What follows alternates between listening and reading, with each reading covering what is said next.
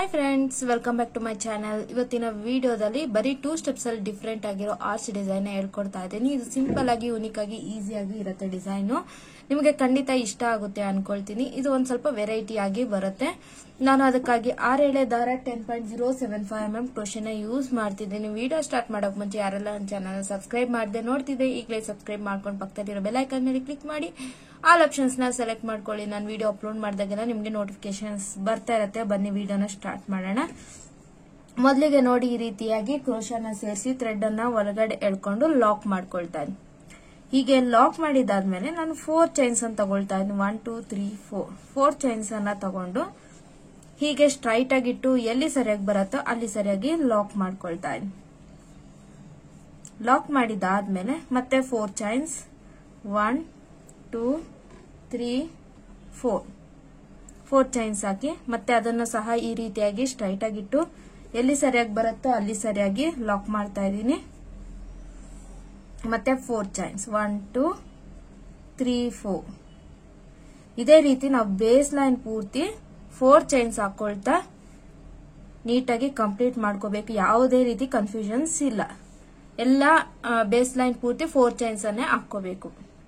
ನೋಡಿ base line ಪೂರ್ತಿ ರೀತಿಯಾಗಿ ರೆಡಿ ಆಗಿದೆ। ಎಂಡ್ ಹೇಗ್ ಮಾಡ್ಕೋಬೇಕಂದ್ರೆ ಇಲ್ಲಿ 4 ಚೈನ್ಸ್ ಹಾಕಿ ಬಟ್ಟೆಗೆ ಲಾಕ್ ಮಾಡಿದಾದ್ಮೇಲೆ 2 ಚೈನ್ಸ್ ಹಾಕಿ ಥ್ರೆಡ್ ಅನ್ನ ಹೊರಗಡೆ ಎಳೆದು ಟ್ರಿಮ್ ಮಾಡ್ಕೊಂಡು ಎಂಡ್ ಮಾಡ್ಕೋಬೇಕು। ನೋಡಿ ಈ ರೀತಿಯಾಗಿ ಬೇಸ್ ಲೈನ್ ರೆಡಿ ಆಗಿದೆ। ಬನ್ನಿ ಸೆಕೆಂಡ್ ಸ್ಟೆಪ್ಗೆ ಹೋಗೋಣ। ನೋಡಿ ನಾನೀಗ ಸೆಕೆಂಡ್ ಬೇಸ್ ಲೈನ್ ಸಹ ಆರ್ಚ್ ಮಾಡ್ಕೊಳ್ಳೋದಕ್ಕೋಸ್ಕರ ಸೇಮ್ ಕಲರ್ ನ ತಗೊಂಡಿದ್ದೀನಿ। ನೀವು ಬೇಕಂದ್ರೆ ಮಲ್ಟಿ ಕಲರ್ ನ ಬೇಕಂದ್ರೆ ಯೂಸ್ ಮಾಡ್ಕೋಬಹುದು। ಬೇಸ್ಗೆ ಒಂದು ಕಲರ್, ವರ್ಕಿಂಗ್ ಒಂದು ಕಲರ್।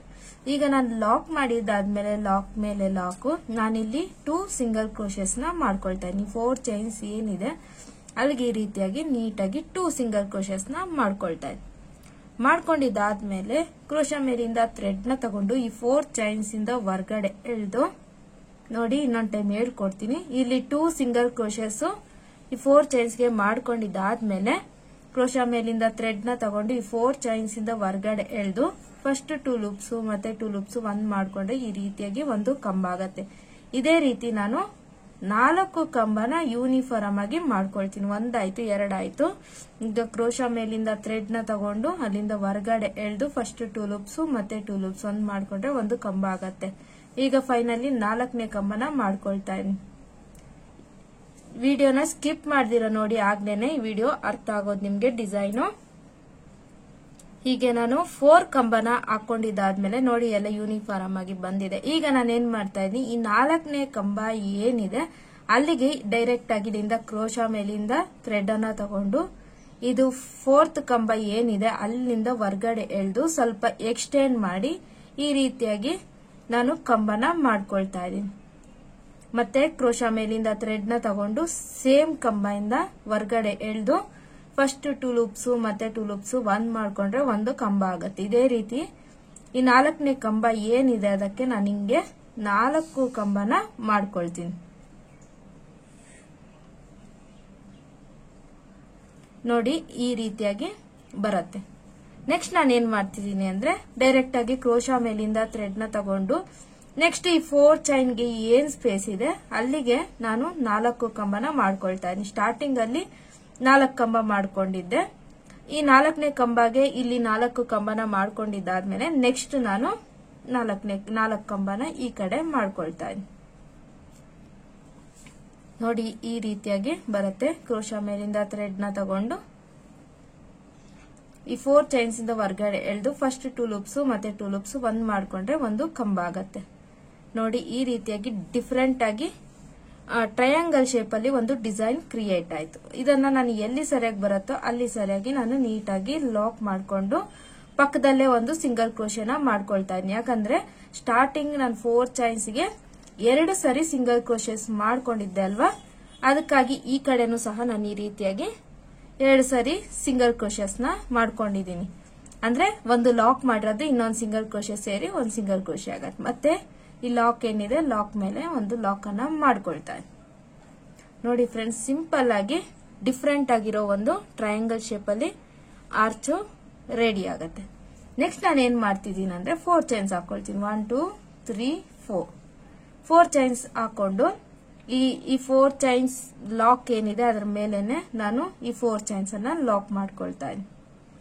ಇಲ್ಲಿ ಏನ್ ನಾನು 4 ಚೈನ್ಸ್ ಹಾಕೊಂಡಿದೀನಿ ಇಲ್ಲಿಗೆ ನಾವು ಈಗ ಕುಚ್ಚನ್ನ ಕಟ್ಕೊಳ್ತೀವಿ.